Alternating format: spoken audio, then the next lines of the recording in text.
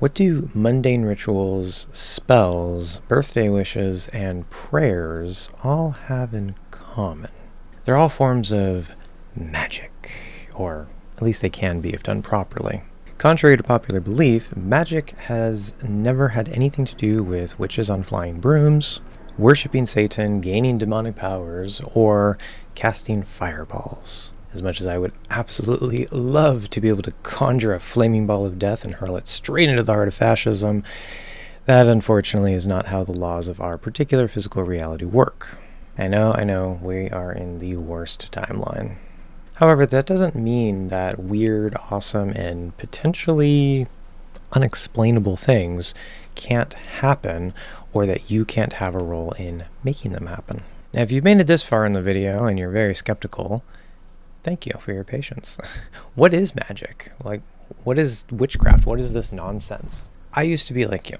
As I'll explain in my Journey to Witchcraft video, I never really took witchcraft or magic or anything like that seriously because I didn't really understand what it is or how it works. Not all witches agree on exactly even what magic is or how it works.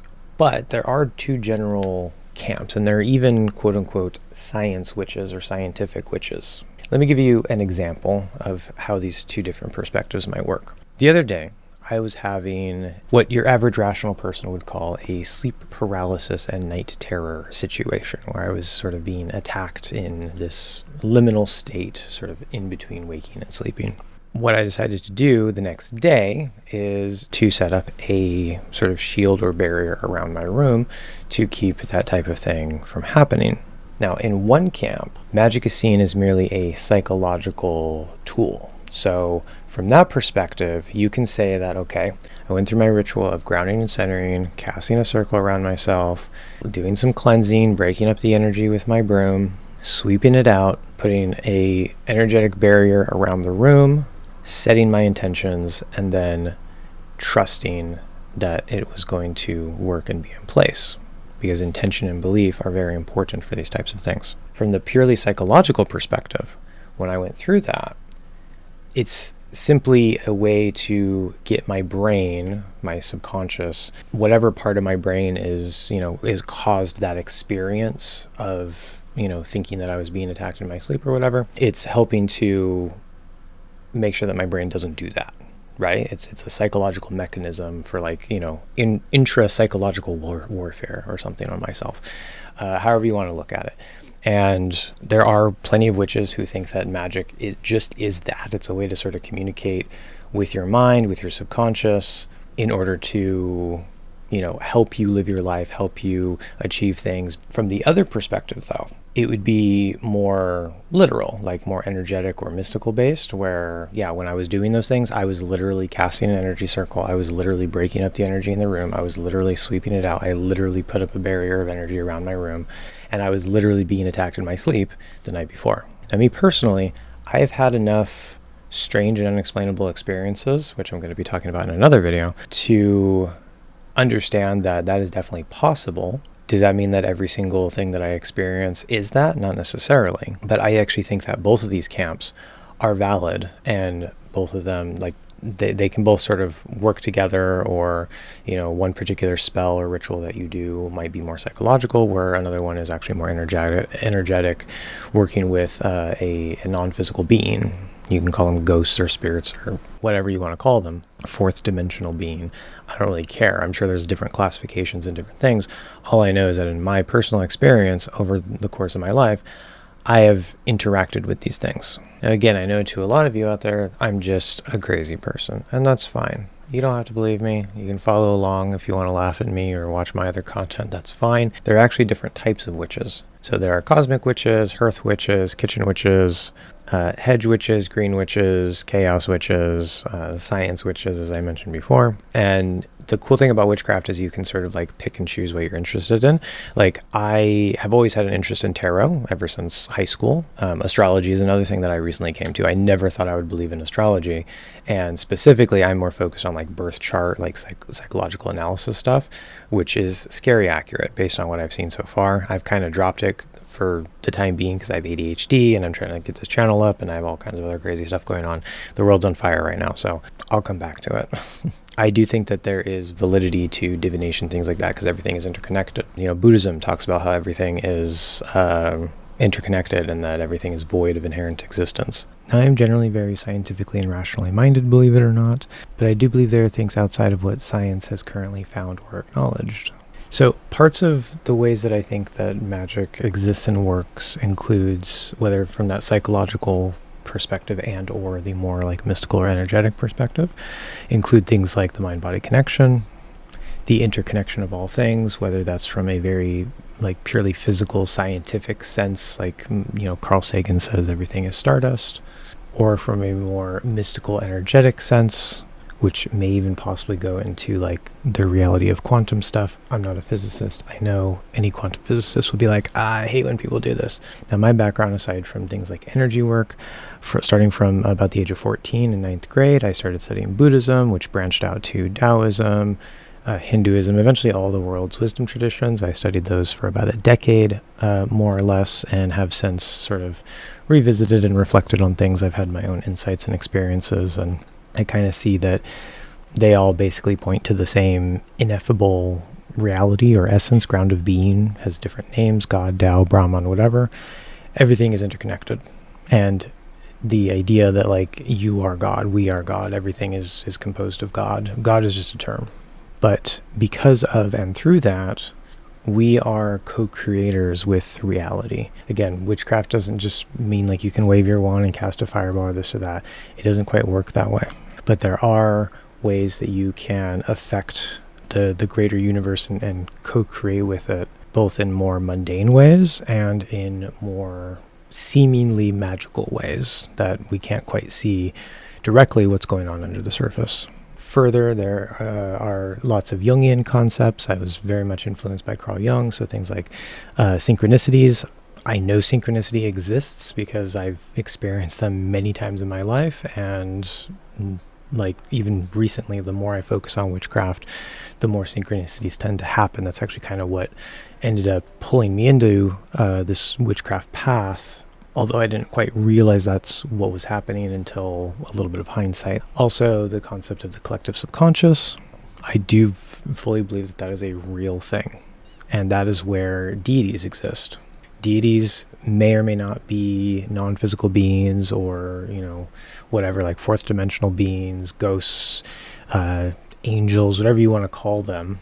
And I'm sure there's different types.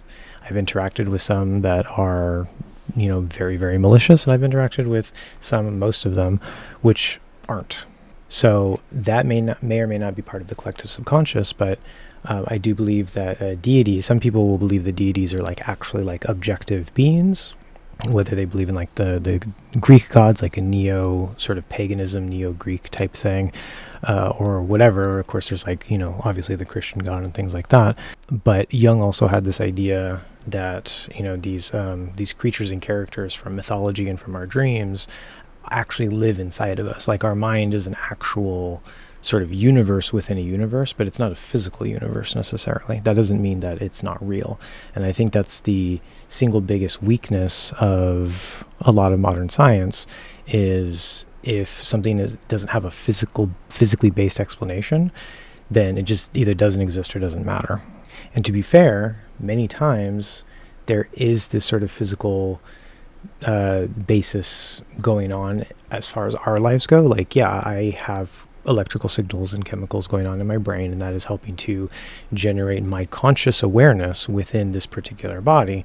But that doesn't mean that that is what my consciousness is, or what consciousness is in general. It may be a prerequisite for consciousness in this, three-dimensional existence, but that doesn't mean that that's what it is or where it comes from exclusively. I would see consciousness as another word for, God or whatever. All of these things kind of inform my worldview and my belief coming into witchcraft and how I view reality works and how magic works. But if you are interested in learning more and you are either brand new or still kind of new to this whole witchcraft stuff, what I would strongly recommend is 4 books, 2 channels. I would start with the Witchcraft for Dummies book and or the Book of Witchcraft. These I think are really great introductory books to sort of give you a broad exposure to like the history of witchcraft, especially the Witchcraft for Dummies book. Like that's the number one that I recommend if you're just starting to get into it and you're kind of like, maybe you have some questions, you have some concerns, you're not sure, whatever. These are really great introductory resources that are going to give you a nice, good foundation.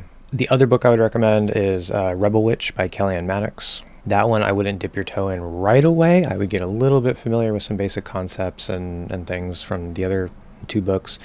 And then Rebel Witch is a super amazing resource. And then also there's Psychic Witch by Matt Aron. Some of the things he says is kind of out there. I don't know. I have a sort of a weird vibe about some of what he described. I don't believe everything that he says in the book, but if you come from a background like I did when I was younger, I would, do energy work.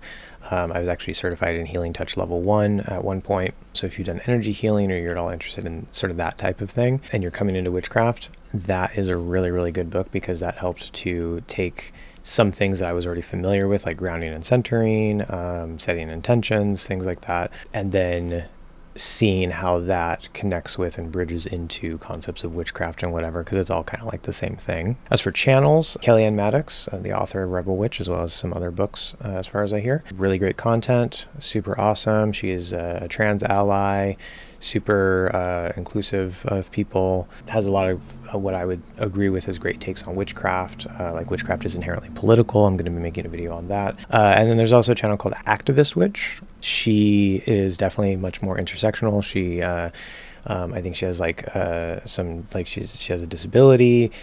She's not white, right? A lot of content creators and stuff you see is coming from like white voices and stuff. So it's always good to hear non-white centered voices, other voices, things like that. She's also a trans ally. Really great channel, great content. There are a couple other channels. I'm sure there's other great channels out there. I've heard of a couple other ones. Also, I strongly recommend that you check out this page on Reddit. It has a lot of really great resources and information to get started. It's a little overwhelming at first, so just take your time. This particular page here, Frequently Asked Questions, is a fantastic place to start. Answers a lot of introductory things. Witchcraft has a lot of potential to really empower you, especially if you are a woman, whether cis woman or trans woman. But of course, witchcraft is open to all. There's no limitations on gender or sex or anything else. Anybody can come to witchcraft, learn things, explore things. I come at things with a pretty skeptical mind overall, and I'm going to be telling you some stories of things that I've experienced that really don't have much of a logical explanation at all, other than it being some sort of like synchronicity or weird thing or paranormal thing, something that witchcraft might have some sort of explanation for. Keep rising and shine your light. The world needs you.